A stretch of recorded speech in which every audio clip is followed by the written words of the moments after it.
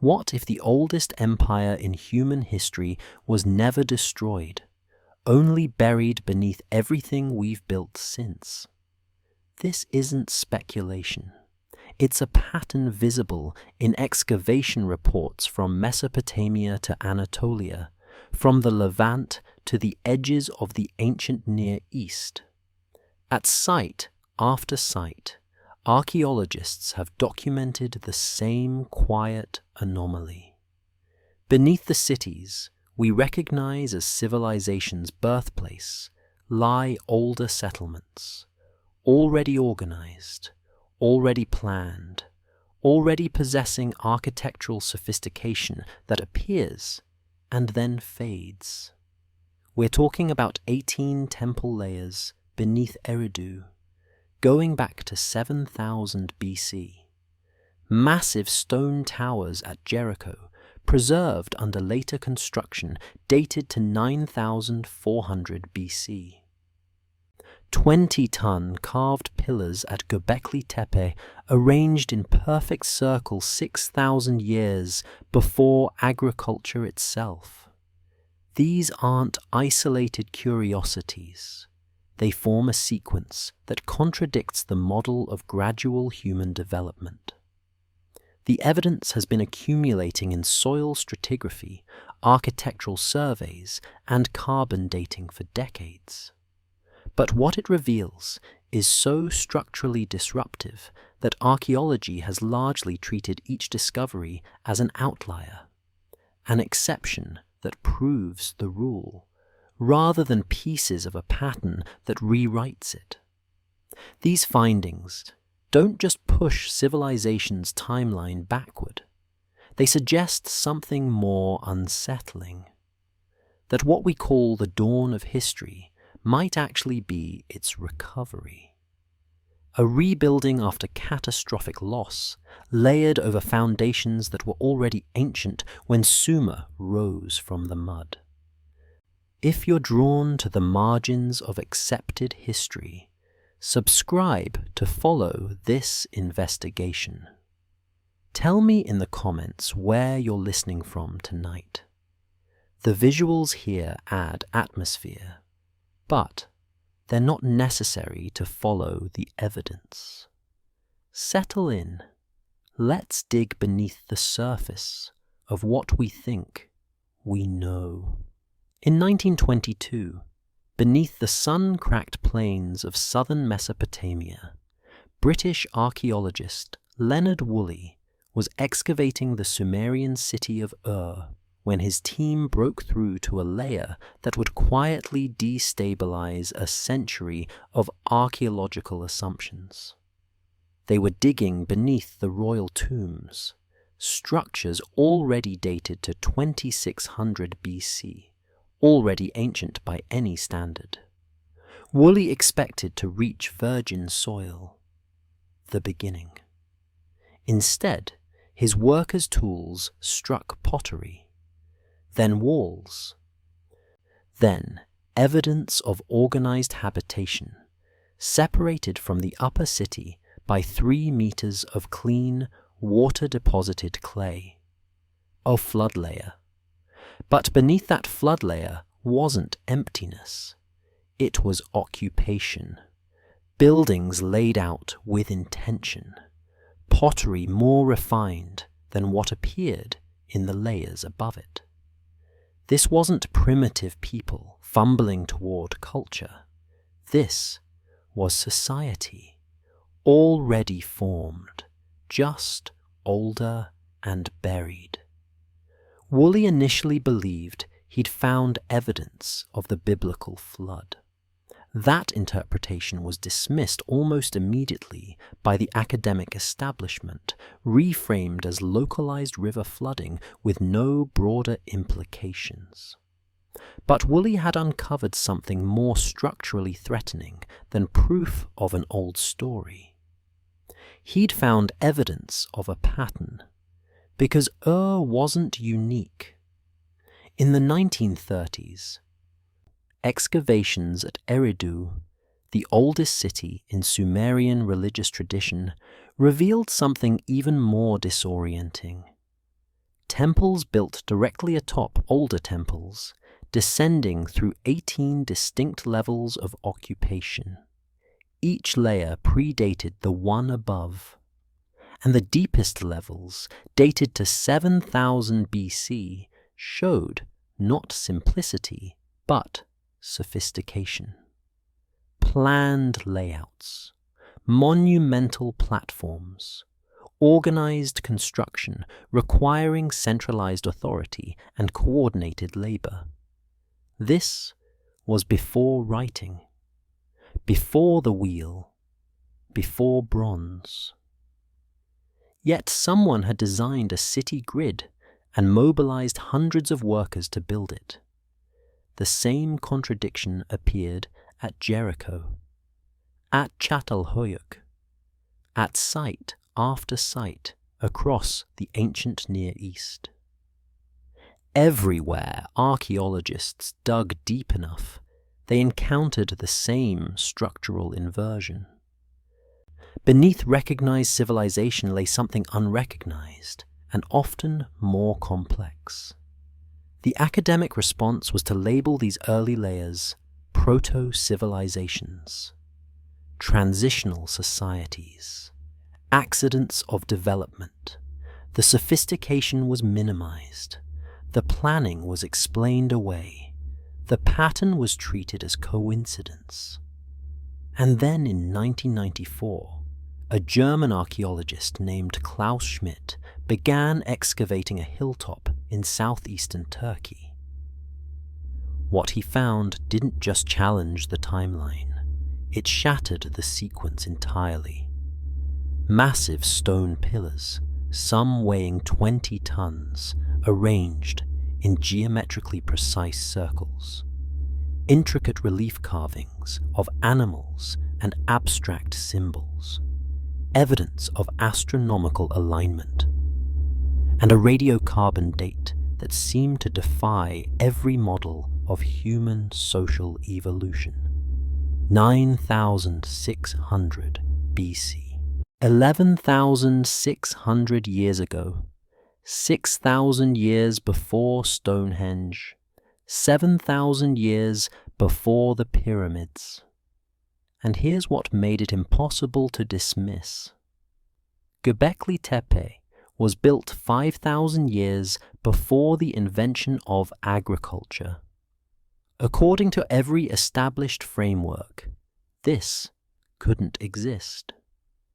Monumental architecture requires surplus food. Surplus requires farming. Farming creates permanent settlement. Settlement produces the conditions for civilization. Gobekli Tepe reversed the order. It showed complex religious architecture, symbolic thinking, and coordinated labor, built by people who were still hunter-gatherers. The temple came first. Everything we thought was foundational came after.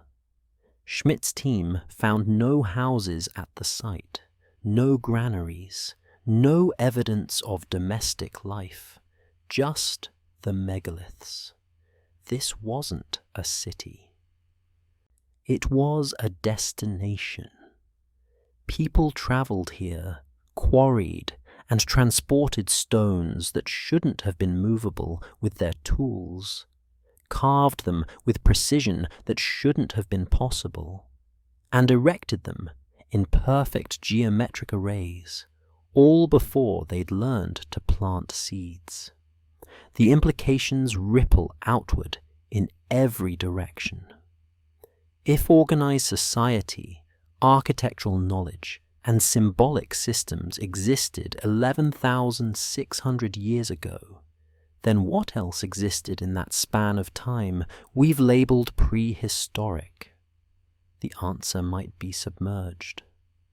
During the last ice age, which ended approximately 11,700 years ago, global sea levels sat 100 to 120 meters lower than they do today.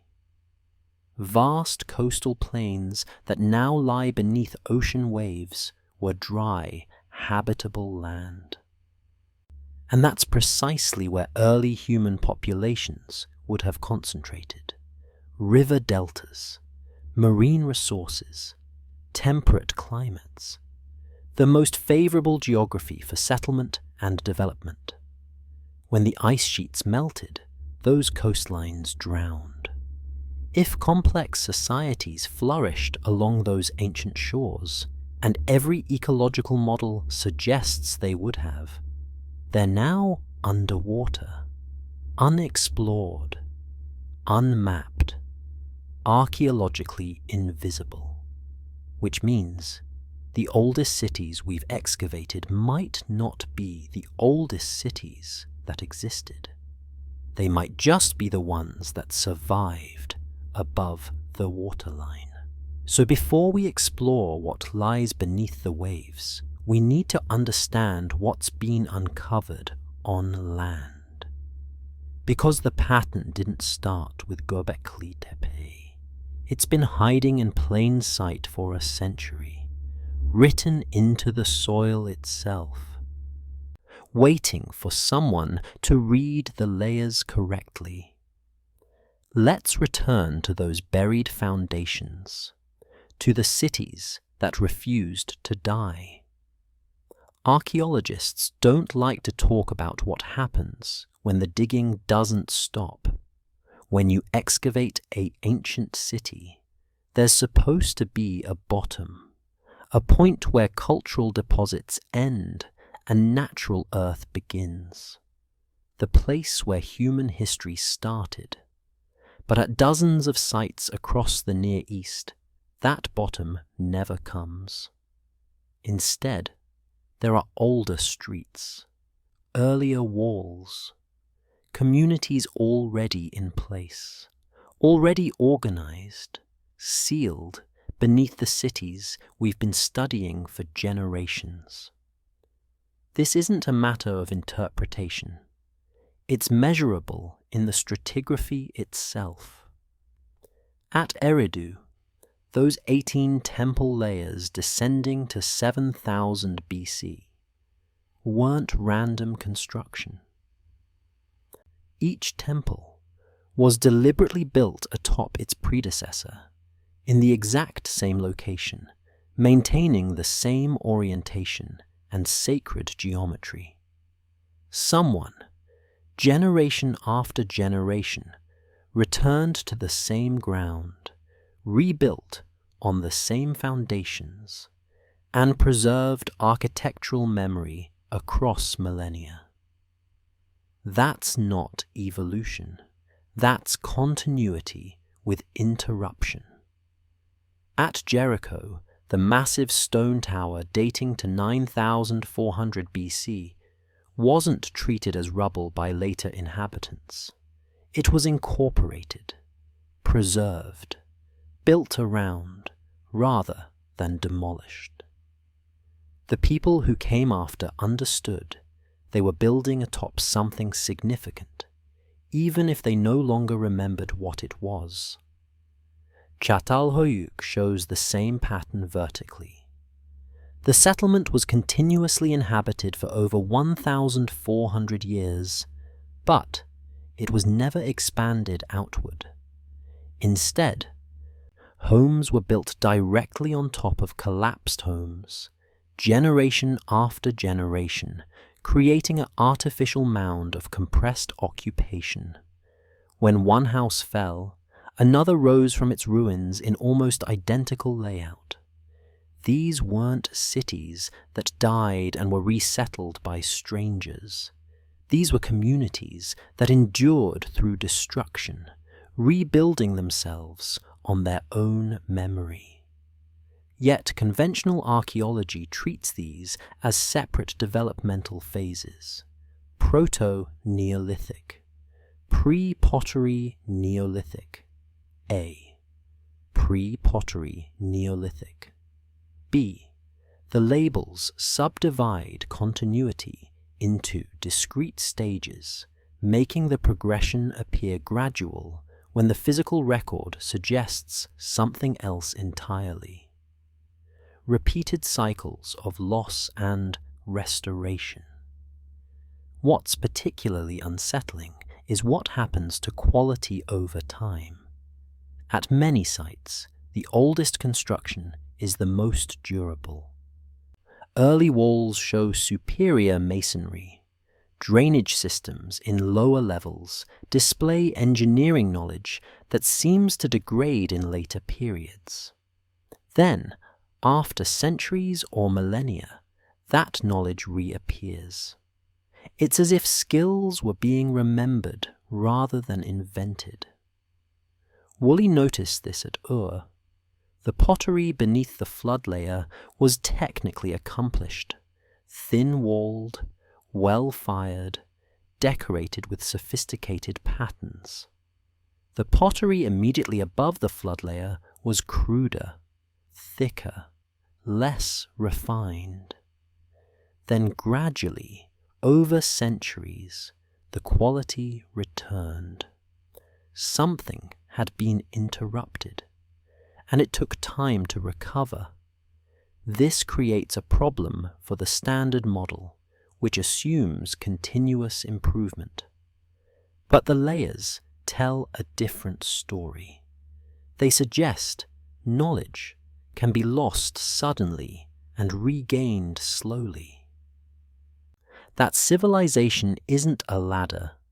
Humanity climbs steadily. It's a pattern humanity repeats. The academic response has been to avoid connecting these sites into a larger narrative.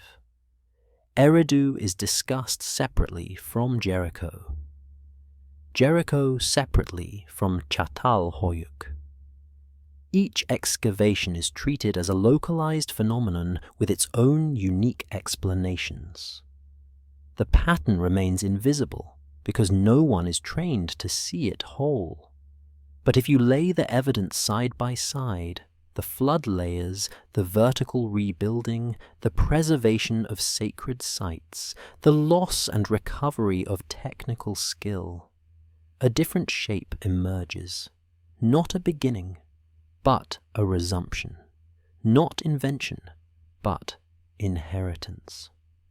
And if these cities were rebuilt atop older versions of themselves, the question becomes unavoidable. How many layers down does it go before you reach something that wasn't built on top of something else?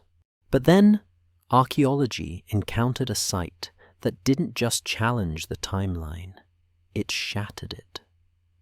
In 1994, when Klaus Schmidt began excavating the hilltop at Gobekli Tepe in southeastern Turkey, he wasn't looking for the impossible.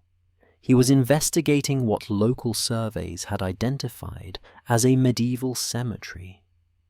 Instead, he uncovered stone circles that predated Stonehenge by 6,000 years and the Egyptian pyramids by 7,000 years. The radiocarbon dates came back. 9,600 BC, 11,600 years ago. But the dates weren't the problem.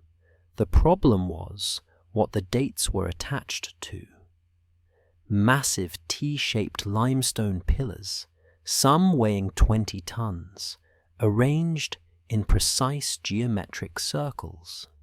Intricate relief carvings of animals, foxes, lions, bulls, scorpions, birds, rendered with anatomical accuracy and artistic intent. Evidence of astronomical alignment, signs of complex symbolic systems, and construction quality that suggested not just organization, but architectural tradition. All of this erected by people who had not yet domesticated a single plant. The conventional sequence of human development is taught as inevitable. Hunter-gatherers settle down, develop agriculture, create food surplus, build permanent structures, organize labor, produce monumental architecture. Each step depends on the one before it. The pyramid can't exist without the foundation. Gobekli Tepe exists without the foundation. No evidence of agriculture has been found at the site. No domesticated grains, no corrals for livestock, no permanent dwellings. The people who built these stone circles were still hunting wild game and gathering wild plants. Yet, they organized labor on a scale that shouldn't have been possible without the social structures that farming supposedly created. They carved 20-ton pillars from bedrock quarries, transported them uphill without wheels or draft animals, and erected them in circles measured to geometric precision, all before they learned to plant seeds. The implications destabilize everything. Monumental architecture was supposed to be the product of civilization, not its precursor. Religious centers were supposed to emerge after settlements, not before them. Symbolic thinking was supposed to develop gradually alongside technological advancement. Gobekli Tepe shows all of this happening in reverse. Schmidt himself called it a cathedral on a hill. But cathedrals are built by established societies with surplus resources and institutional memory.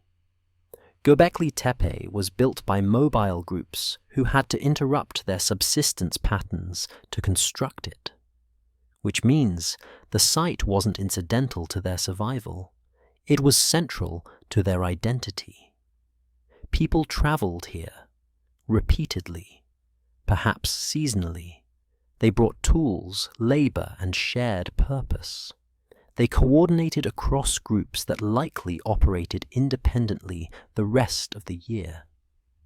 And they maintained this pattern long enough to quarry, carve, transport, and erect dozens of pillars across multiple stone circles, some of which were deliberately buried and rebuilt in later phases. This wasn't a one-time effort. It was a tradition sustained across generations. But here's what makes it archaeologically disorienting. Gobekli Tepe shows no signs of gradual development. The earliest circles are the most sophisticated. The carving quality is highest in the oldest layers. Later constructions become smaller, simpler, less technically refined. Then, around 8000 BC, the entire site was deliberately buried under tons of fill and abandoned. The skill didn't evolve, it declined. Then it disappeared entirely, which inverts the question we've been asking. We've been trying to understand how primitive societies became complex. But Gobekli Tepe suggests we should be asking the opposite. How did complex societies become primitive again? And if monumental religious architecture existed 11,600 years ago, built by people whose material culture left almost no trace, then how much else existed that we simply haven't found yet? What happens when monumental architecture appears before farming itself? If complex societies existed this early, then where did most of them live? Not on the hilltops we've been excavating. Hilltops are defensible, visible, and archaeologically accessible, but they're not where early human populations naturally concentrate. People settle near water, along coastlines, river deltas, places with reliable resources, moderate climates, and access to trade routes. The problem is that most of those places no longer exist above sea level. At the end of the last ice age, approximately 11,700 years ago, global temperatures began rising rapidly. The massive ice sheets covering North America, Europe, and parts of Asia started melting. That water had to go somewhere. Over the next several thousand years, sea levels rose between 100 and 120 meters. 120 meters of vertical inundation. Entire continental shelves disappeared beneath the waves. Vast coastal plains that had been dry, habitable land for tens of thousands of years were submerged in what, geologically speaking, was an instant. The coastline of the Mediterranean moved dozens of kilometers inland. The Persian Gulf, which had been a fertile river valley, became an ocean basin. The Black Sea catastrophically flooded around 5600 BC when rising Mediterranean waters breached the narrow strait at the Bosphorus. These weren't gradual changes populations could adapt to. They were displacements, forced migrations, the erasure of entire landscapes where human communities had been living for millennia. And those landscapes, those drowned river valleys and submerged coastal plains, are precisely where early settlements would have been most concentrated. Modern hunter-gatherer societies and early agricultural communities both prefer coastal zones. Access to marine resources provides protein stability that inland hunting can't match. River deltas offer fresh water, fertile soil, and transportation networks. Coastal climates tend to be more temperate than inland extremes. Every ecological model suggests that if organized human societies existed 12,000 years ago, they were living along coastlines that are now underwater. The archaeological implications are staggering. Everything we've excavated, Jericho, Eridu, Çatalhöyük, Gobekli Tepe, represents inland sites, elevated locations, the places people retreated to or maintained as secondary centers. If these were the margins, the peripheries of early human geography, then what existed at the center? We don't know. Because the center drowned. Underwater archaeology is expensive, technically difficult, and severely limited in scope. Sonar mapping can identify large structures, but it can't distinguish between natural geology and cultural remains. Excavation underwater is slow, requires specialized equipment, and produces a fraction of the data that land excavation yields. Most submerged coastlines remain completely unexplored, but where surveys have been conducted, the findings are unsettling. Off the coast of Gujarat in western India, marine archaeologists have mapped geometric structures at depths consistent with submersion around 9,500 years ago. The ruins show evidence of planned layouts, walls, streets, what appear to be foundations of substantial buildings. The site, known as Dwarka, extends over several square kilometers of seabed. Near the Japanese island of Yonaguni, divers have documented massive stone formations featuring flat surfaces right angles, and what appear to be carved steps. Geologists remain divided on whether these are natural formations or modified by human hands. But the precision of certain features defies easy, natural explanation. If they are cultural, the depth at which they rest suggests antiquity far beyond conventional Japanese prehistory. The Sunda Shelf, a vast continental platform connecting Southeast Asia during the Ice Age, is almost entirely submerged. At its maximum extent, it would have been larger than India, a massive habitable landmass bridging what are now islands. Sea level rise flooded it completely. If human populations occupied this region during the Ice Age, and every migration model suggests they did, then their settlements are now 60 to 120 meters underwater. The same applies to the North Sea, which was dry land until approximately 8,000 years ago. Fishing trawlers occasionally dredge up stone tools, animal bones, and other evidence of human occupation from the seabed. Archaeological surveys using sonar have identified what may be ancient river channels and landscape features. This area, called Doggerland, would have connected Britain to continental Europe and supported substantial human populations, all of it submerged. The implications extend beyond lost cities. If the most favorable locations for early human settlement are now underwater, then our entire archaeological baseline is skewed. We're not studying where most people lived. We're studying where survivors relocated after displacement.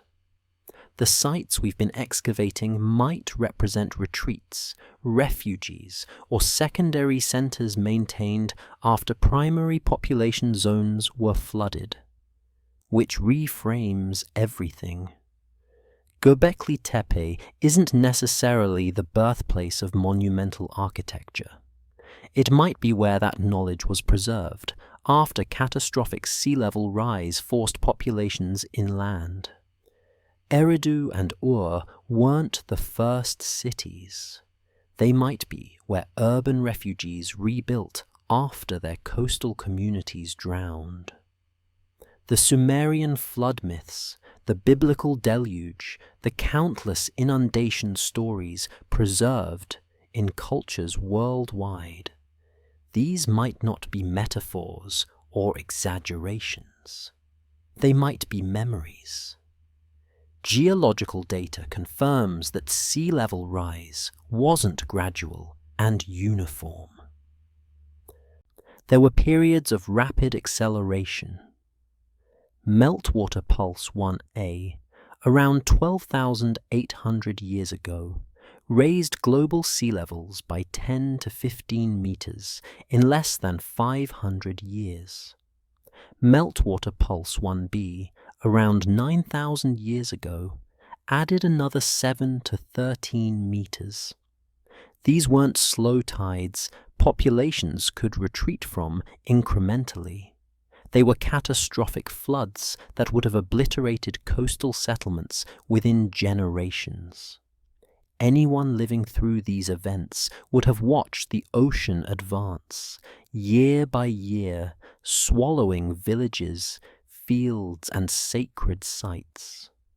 They would have been forced to move inland, carrying whatever knowledge, technology, and cultural memory they could preserve. And when they resettled, when they rebuilt, it would have been at higher elevations, on less favorable land, often atop sites that were already considered sacred or strategically important. They would have been building on older foundations, preserving older knowledge, and passing down stories about a world that no longer existed above water. This explains the pattern, the buried cities, the vertical rebuilding, the preservation of sacred sites across millennia. These weren't societies inventing civilization from scratch. They were societies trying to maintain civilization after catastrophic displacement. The knowledge wasn't primitive, it was salvaged. The cities weren't first, they were next. And if most of human prehistory played out along coastlines that are now submerged, then the archaeological record we've been studying represents only the highest ground, the refuges, the places people fled to when the waters rose. The empire beneath us might not be buried under cities. It might be buried under oceans. What if the most important early cities aren't beneath land, but beneath water? While the land remembers in stone, ancient texts remember in words. The Sumerian king list, inscribed on clay tablets around 2100 BC, but recording much older traditions, opens with a phrase that has troubled historians since its translation. After the kingship descended from heaven, the kingship was in Eridu. Descended, not invented, not developed, not earned through conquest or slowly accumulated through tribal leadership, transferred from somewhere else. The language is bureaucratic, administrative. Kingship is treated as an institution that existed prior to any specific king, a system that could be relocated from city to city like a franchise. After Eridu, it moved to Bad Tibira, then to Larak, then Sippar, then Shurupak. The list tracks kingship as if it were an object being passed between custodians, not a concept being invented by them. Then comes the flood. The text states this plainly. Then the flood swept over, and after the flood had swept over, and the kingship had descended from heaven, the kingship was in Kish. The same phrase. Kingship descended again. Not restored by survivors, not rebuilt from memory. Descended, as if from an external source that persisted through the catastrophe. This creates a strange implication. The Sumerians remembered kingship as something that predated them, something that could be destroyed locally but never eliminated entirely, an institution that existed before and after the flood, maintained by forces or knowledge outside human invention. Even writing itself appears this way. The earliest cuneiform tablets from Uruk around 3400 BC aren't experimental or primitive. They're already standardized, bureaucratic, efficient. They record grain distributions, livestock inventories, labor assignments. The system is functional from the start, as if whoever created it already knew what writing was for. Calendars too arrive complete. The Sumerian calendar divides the year into 12 lunar months, with intercalary adjustments to align with solar cycles. This isn't trial and error. It's astronomical knowledge applied systematically. The same sophistication appears in early law codes, not collections of case law that evolved organically, but comprehensive legal frameworks imposed from above. These are the products of institutional memory, not innovation, but If authority and law were inherited, what about the gods themselves? Why do the oldest gods act like administrators rather than creators? The oldest gods don't create the world, they organize it. Sumerian cosmology lacks the concept of creation from nothing. The universe already exists when the gods appear. Their role isn't to bring reality into being, but to impose order on what's already there. They separate heaven from earth, assign domains, distribute responsibilities, and establish systems of governance. They function like administrators inheriting an existing estate. This is encoded in the Sumerian concept of me, often translated as divine decrees or cosmic laws, but more accurately understood as the fundamental organizing principles of civilization. The me aren't created by the gods.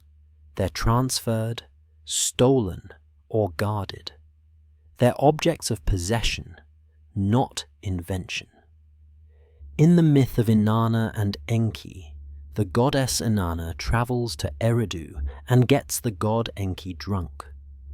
While intoxicated, he gives her the me, over 100 aspects of civilization, including kingship, priesthood, truth, law, craft, and even lamentation.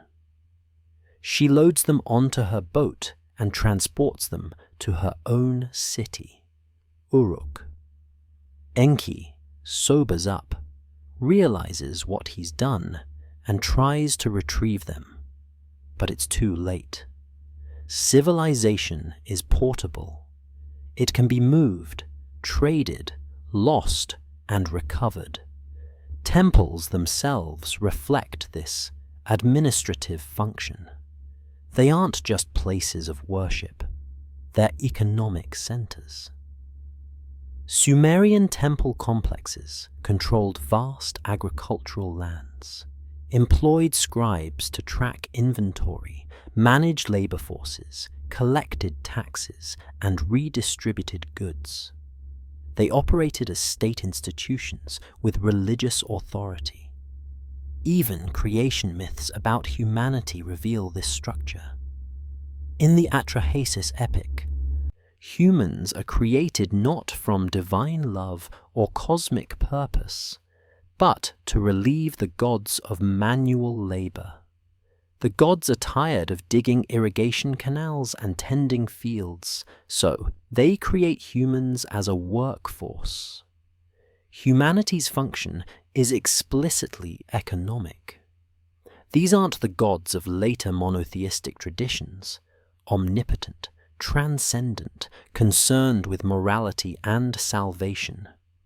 These are managers, overseers, entities concerned with quotas, hierarchies, and the maintenance of systems, which raises a disquieting question.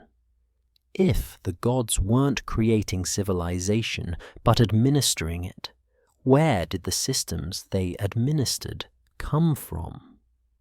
Early Sumerian texts show no obsession with origins. There's no in the beginning narrative, no accounting for where the universe came from or why humans exist. The texts assume these things are already understood. They focus instead on continuity, order, and the transfer of authority, as if the important history had already happened before the texts were written. But mythology remembers more than theology. It remembers catastrophe. Why do flood stories across the world follow the same structure? More than 200 cultures across 6 continents preserve flood narratives in their oldest traditions, not similar stories. the same story. A catastrophic deluge. Divine warning given to a chosen survivor. Instructions to build a vessel. The preservation of animals, seeds, or knowledge. Waters covering the earth. A mountain or high ground where the vessel comes to rest. The slow emergence of dry land. And the restart of civilization from a remnant population. The details vary, but the structure is identical. The Sumerian Eridu Genesis describes Ziusudra surviving a flood sent by the gods. The Akkadian Atrahasis and Epic of Gilgamesh expand the same narrative. The Hebrew Bible preserves it as Noah. Hindu texts describe Manu warned by a fish avatar of Vishnu.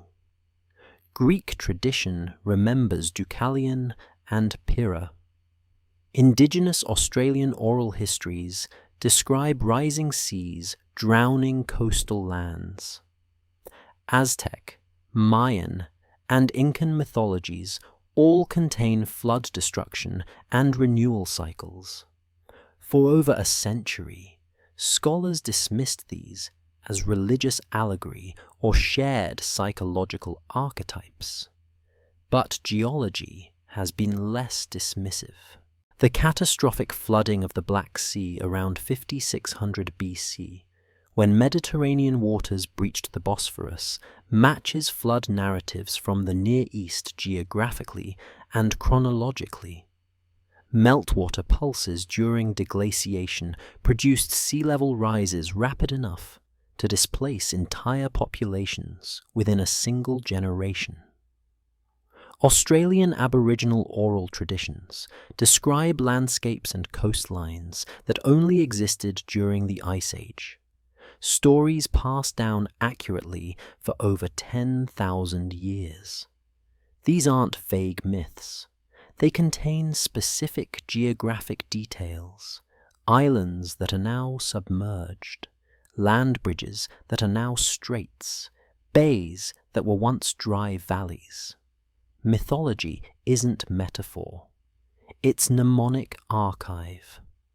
Societies without writing preserve essential knowledge in narrative form, structured to be memorable and transmitted across generations. The consistency of flood narratives across isolated cultures suggests they're not borrowing from each other. They're independently preserving memories of the same climatic events. Which means these stories encode survival, displacement, and rebuilding. They remember when the world changed, when coastlines vanished, when populations were forced to migrate inland and reconstruct civilization at higher elevations. If civilizations were rebuilt before, then the one we live in may not be the first, only the latest. What if we are still living inside systems we never designed? The oldest empire in human history wasn't destroyed because it was never a single place that could be destroyed. It was a system, a network of knowledge, authority, and organizational principles that predated any individual city and outlasted every collapse. The cities rose and fell, the coastlines drowned, the populations migrated, but the systems persisted, embedded in laws, encoded in calendars, preserved in architectural memory, and transmitted through institutions that treated civilization as something inherited, not invented. This is what the evidence has been showing all along. When Woolley broke through that flood layer at Ur and found organized society already in place beneath it, he wasn't discovering the beginning. He was uncovering a resumption. When Schmidt excavated Gobekli Tepe and found monumental architecture predating agriculture, he wasn't finding an anomaly. He was finding a fragment of knowledge that survived displacement. When the Sumerian king list described kingship as something that descended from heaven, it wasn't using metaphor. It was documenting transfer, the movement of institutional authority from one location to another after catastrophic interruption. The empire beneath us isn't a forgotten dynasty or a lost capital waiting to be excavated. It's the framework itself. The idea that authority can be centralized, that labor can be organized, that time can be measured, that law can be codified, that knowledge can be standardized and passed down. These aren't human instincts. They're learned behaviors, cultural technologies, and they appear in the archaeological record already functional, as if the societies using them inherited the instructions rather than invented them through trial and error.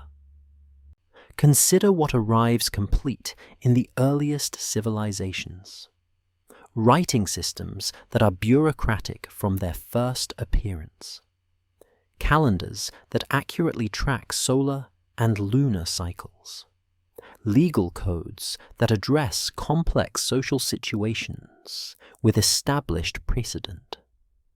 Astronomical knowledge precise enough to align monuments with celestial events.